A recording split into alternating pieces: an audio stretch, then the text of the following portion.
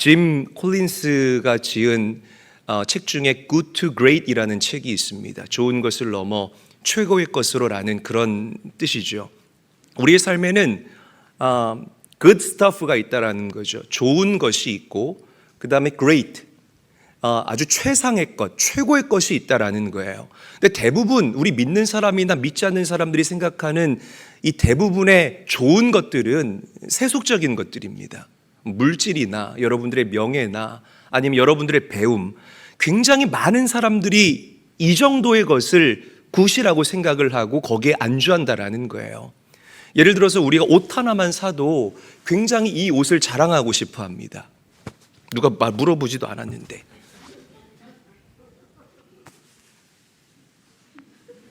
계속 이렇게 우리의 옷을 누가 이렇게 알아봐 주기를 원한다라는 거죠. 근데 이처럼 사람들은 이 굿이 그레이스를 경험하지 못했기 때문에 이 굿의 영역이 가장 최고인 줄 알고 그렇게 안주하며 살아간다라는 거예요. 그런데 여러분, 우리 인생에는 세상이 줄 수 없는 축복, 예수를 믿고 구원받아야만 누릴 수 있는 축복이 있습니다.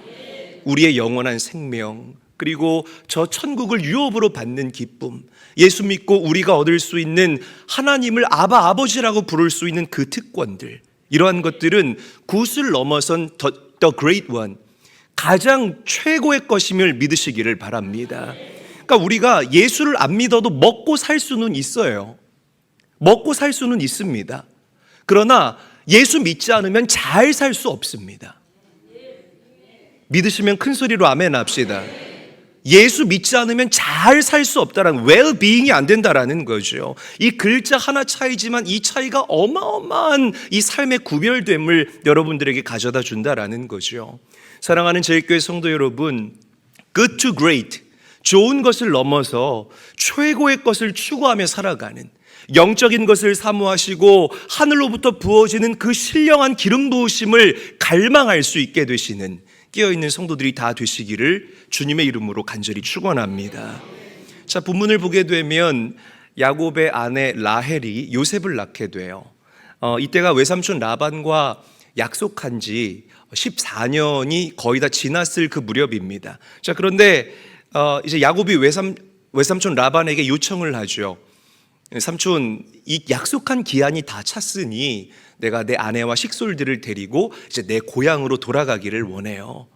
자, 그러자 라반이 야곱에게 얘기합니다. 하나님께서 너 때문에 나에게 복 주신 것을 내가 깨달았다. 여러분, 이 고백은 정말 엄청난 고백이에요. 라반은 하나님 믿는 사람이 아니었거든요. 여기서 라반은 하나님 믿는 사람이 아니었거든요. 여기서 라반이 말하는 깨달았다라는 이 히브리어의 단어는 니하쉐티라고 읽고 발음합니다. 징조를 보이다라는 의미를 가지고 있는 거예요. 그러니까 라반이 야곱을 이렇게 가만히 지켜보니까, 14년 동안 지켜보니까 이 야곱의 삶 가운데서 일어나는 징조가 뭔가 다른 사람과는 다른 거예요. 그제서야 라반이 깨닫게 된 겁니다. 아, 하나님이 살아계시는구나. 하나님께서 저 야곱을 통하여서 나의 인생 가운데에 복을 내려주셨구나. 사랑하는 저희 교회 성도 여러분, 하나님을 모르는 사람이 여러분들을 보고 하나님의 살아계심을 경험할 수 있는 것, 하나님의 일하심을 경험할 수 있는 것, 이것이 바로 이 마지막 때를 살아가는 우리의 모습이요, 우리가 추구하는 선교적 삶의 본질이라는 사실을 믿으시기를 바랍니다. 야곱이 이렇게 고백합니다. 삼촌, 제가 삼촌 집에 왔을 때만 해도 삼촌은 가난했습니다. 그런데 지금 보십시오. 삼촌의 그 가축들이 때를 이루고 삼촌이 부자가 되지 않았습니까? 하나님께서 내 발이 이르는 곳마다 나를 축복하셨기 때문에 삼촌이 복을 받게 된 것입니다. 여러분, 우리는 여기서 이 야곱의 고백을 주목해야 돼요. 한번 저를 따라합니다. 내 발이 이르는 곳마다 하나님이 복을 주셨다. 그러니까 야곱은 인정하고 믿은 겁니다. 하나님은 나에게 복을 주시는 하나님이라는 진리를 믿은 거예요. 14년 전에 그 아무도 없는 빈들에서 돌을 베개로 삼고 잤던 그 야곱, 마콤이라고 이야기를 하지 않습니까? 거기에 하나님께서 강력하게 임재하셔요. 그래서 야곱이 그 빈들에서 하나님을 만나게 됩니다. 그리고 그 빈들, 이름 없었던 그 빈들이 하나님의 임재가 가득한 베델로 변화되는 놀라운 경험을 한다 이 말이에요. 하나님께서 야곱에게 말씀하십니다. 야곱아, 너가 어디로 가든지 내가 너와 함께 있고 너를 떠나지 아니하리라. 내가 너를 축복하리라. 할렐루야. 14년 전의 일이었다라는 거예요. 아주 오래전의 이야기였지만 야곱은 늘 이 하나님의 약속을 가슴에 깊이 각인하고 조각하며 살아가고 있었다라는 겁니다. 그리고 하나님께서는 야곱이 어디를 가든지 간에 야곱과 함께 하셨고 동행하셨고 야곱의 발이 이르는 곳마다, 야곱의 손이 닿는 곳마다 복이 되게 하는 놀라운 축복을 허락하셨다라는 사실을 믿으시기를 바랍니다. 사랑하는 제일교회 성도 여러분, 우리 하나님은 신실하십니다. 여러분들과 하셨던 약속, 하늘이 두 쪽 나도 하나님께서는 반드시 이루어 주신다는 사실을 믿으시기를 바랍니다. 이게 오늘을 살아가는 우리에게 큰 위로가 되지 아니할 수가 없다라는 거죠. 자, 요셉의 인생을 조명을 해보게 되면 요셉은 어린 나이에 애굽의 노예로 팔려갔어요. 그런데 하나님께서는 언제나 요셉과 함께 하시고 오늘 말씀의 제목처럼, 말씀의 내용처럼 요셉의 발이 닿는 곳마다, 요셉의 손이 닿는 곳마다 복이 되게 하시는 놀라운 축복을 요셉에게 허락하셨습니다. 자, 요셉이 보디발 장군의 집에서 일을 할 때에 하나님께서는 요셉을 위하여, 누구를 위하여? 누구를 위하여? 그렇죠. 요셉을 위하여 보디발 장군의 집에 복을 주셨어요. 보디발 장군을 위해서가 아니라 요셉을 위해서, 이 말씀을 여러분들에게 대입하면 나를 위하여 하나님이 복을 주셨다라는 거죠. 요셉이 애굽의 총리가 됐을 때에 역시나 이번에도 요셉을 위하여서 애굽 전체에, 아니 애굽을 넘어서 고대 근동 지방 전역에 하나님께서 엄청난 축복을 내려주신 줄로 믿으시기를 바랍니다. 왜 요셉이 이런 축복을 받았어요, 여러분? 간단합니다. 하나님이 요셉과 함께 하셨기 때문이라는 거예요. 여러분, 우리 인생에 하나님 있으면 다 있는 것입니다. 믿으시기를 바랍니다. 그래서 우리는 알아야 돼요. 내가 하나님을, 그 전지하시고 전능하신 하나님을 아빠, 아버지라고 부를 수 있는 이 특권이 얼마나 값지고 얼마나 어마어마한 축복이요 특권인지를 오늘 바로 아시고 그 특권을 여러분들에게 선물하신 하나님께 마음껏 감사할 수 있는 오늘의 예배가 될 수 있기를 주의 이름으로 간절히 축원합니다. 반대로 하나님 떠나면 모든 게 문제가 돼요. 여러분들이 가지고 있는 물질, 제가 늘 얘기하잖아요. 하나님 없이 그 물질이요 아무런 의미가 없어요, 여러분. 하나님 없는 배움은요 아무런 의미가 없고요, 하나님 없는 세상의 지위는요 빈 깡통에 불과하다라는 것입니다. 아브라함이 뭐가 위대하냐면, 아브라함은요 하나님의 부르심을 받죠. 콜링을 받아요. 아브라함아, 잘 살고 있었는데 너는 너의 본토 친척 아비의 집을 떠나서 내가 너에게 이야기하고 약속하고 명령한 그 땅으로 가라. 여러분, 충분히 아브라함은 그 현실에 안주할 수 있었는데요, 아브라함은 하나님을 신뢰합니다. 하나님을 뭐 했다고요? 신뢰했다는 거예요. 그리고 하나님의 말씀에 순종합니다. 이 순종이라는 게요, 우리 성도님들이 굉장히 많이 착각을 하고 계시는데, 하나님께 내가 순종합니다라는 것은 하나님, 내 인생을 하나님께 전적으로 의탁합니다라는 우리의 믿음의 고백이고 믿음의 행동입니다. 그러니까 우리의 인생에 많은 영역들이 있잖아요. 물질, 가정, 내 자녀, 내 취미, 내 건강. 굉장히 많은 사람들이 하나님께 온전히 드릴 것과 드리지 않을 것을 구분지어놔요. 이거는 온전한 순종이 아니에요. 전적인 의탁이 아니라는 거예요. 하나님, 제가요, 그래, 내 인생은 하나님께 드릴 수 있는데요, 이 물질은 내가 하나님께 못 드리겠네요. 내가 땀 흘려서 번 돈, 이거 왜 내가 하나님께 드려야 돼요? 바보 중에 이런 바보 또 없습니다, 여러분. 하나님, 내가 내 자녀들은 내 마음대로 키울 거예요. 아니, 좀 세상의 루틴대로 키워야 얘네 좋은 대학 가고 좋은 직장 취직하죠. 어떻게 어릴 때부터 맨날 교회에서 애들 살게 해요? 이건 하나님께 온전히 순종하고자 하는 마음과 믿음이 아니에요. 하나님, 내가 주님께 순종합니다라고 고백하는 믿음은 하나님, 내 삶을 주님께 온전히 의탁합니다. 다 맡겨드립니다. 다 내어드립니다. 라고 고백하는 믿음입니다. 아브라함의 믿음이 그런 믿음이었다라는 거죠. 그러니까 하나님께서 아브라함을 축복하지 아니할 수가 없었다는 거예요. 하나님께서 아브라함에게 복을 주시자 아브라함의 이름이 창대해지고 아브라함이 거부가 되는 놀라운 은혜를 누리게 된 줄로 믿으시기를 바랍니다. 그 복이 아들 이삭에게로 그리고 그 아들 야곱에게로, 그래서 야곱의 발이 이르는 곳마다 하나님께서 복이 되게 하시는 놀라운 은혜를 부어주셨다는 거죠. 사랑하는 제일교회 성도 여러분, 잘 들으십시오. 하나님께서는 오늘 여러분들의 그 믿음을 기뻐하십니다. 아멘. 자, 명심해야 될 것은 우리가 아무렇게나 산다고 해서 하나님의 복이 주어지는 게 아니라는 거죠. 복덩어리답게 살아가야 합니다. 아멘. 그 우리 성도들도 이렇게 보면 내 마음에 남는 성도가 있어요. 제 마음에 남는 성도. 저도 사람이니까. 근데 어떤 성도가 제 마음에 남냐면 그게 좀 사람 보면은 좀 밝게 인사하는 성도들 있잖아요. 아, 목사님 안녕하세요. 왜 이렇게 또 뚱한 표정으로 저를 쳐다봐요? 목사님 안녕하세요 하면서 좀 이렇게 샤방샤방한 성도들은 제 가슴에 남습니다. 저도 사람이니까요. 그런데 사람을 봐도 이거는 뭐 그냥 본체만치하고 쌩하고 지나가고 냉랭하고, 지금 여러분들이 저 바라보는 표정으로 그렇게 바라보시는 분들 많거든요. 마음에 남지를 않아요. 그러니까 성도답게 복덩어리답게 우리가 살 수 있어야 된다라는 겁니다. 하나님을 온전하게 신뢰하고 무슨 일을 하든지 간에 하나님 앞에서 하듯, 누구를 만나든지 간에 하나님 대하듯 할 수 있는. 할렐루야. 자, 야곱은요 외삼촌 라반을 위해서 일했지만 하나님의 일을 하듯이 성실하게 일했습니다. 요셉도 마찬가지예요. 어떤 필드와 어떤 상황과 환경이 주어지든지 간에 하나님 앞에서 하듯 코람데오의 가치관을 가지고 요셉이 날마다 일을 했다라는 거죠. 그러니까 이런 사람들 때문에 가정이 세워지고 공동체가 일어서게 되는 놀라운 역사가 일어나게 돼요. 다시 한번 선포하죠. 내 발이 이르는 곳마다 하나님이 복을 주십니다.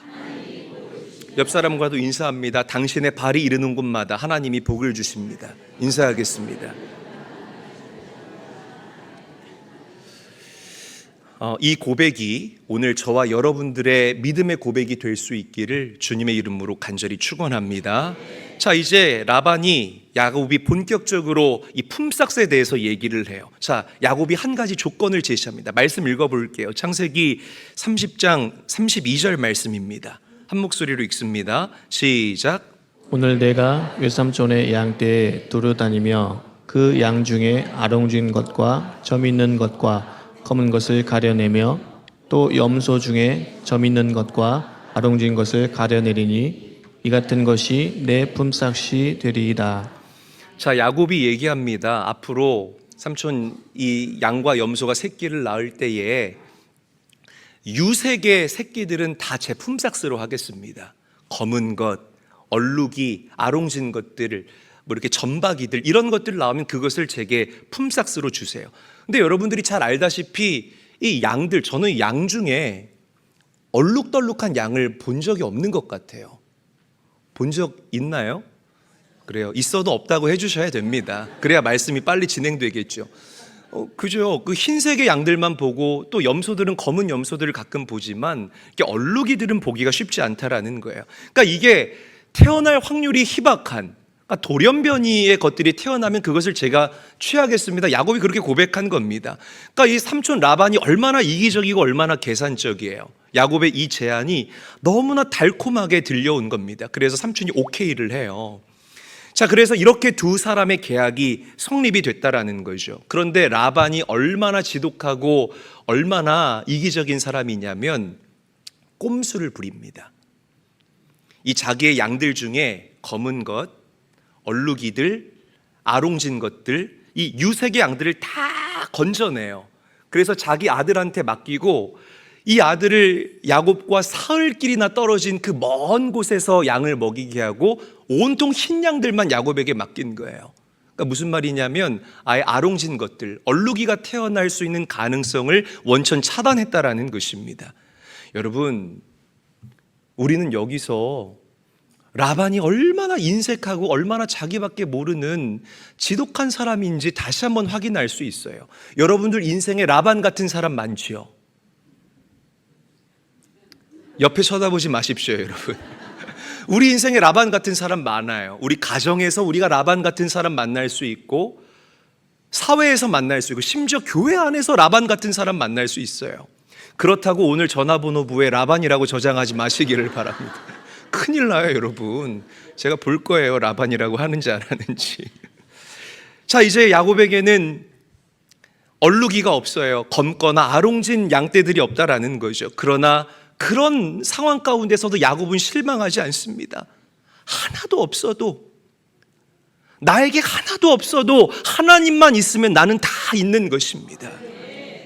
나에게 아무것도 없어도 하나님이 나와 함께 하시면 나는 다시 일어설 수 있습니다. 이게 바로 야곱의 믿음이었고, 야곱의 고백이었고, 야곱의 마음가짐이었다라는 거예요.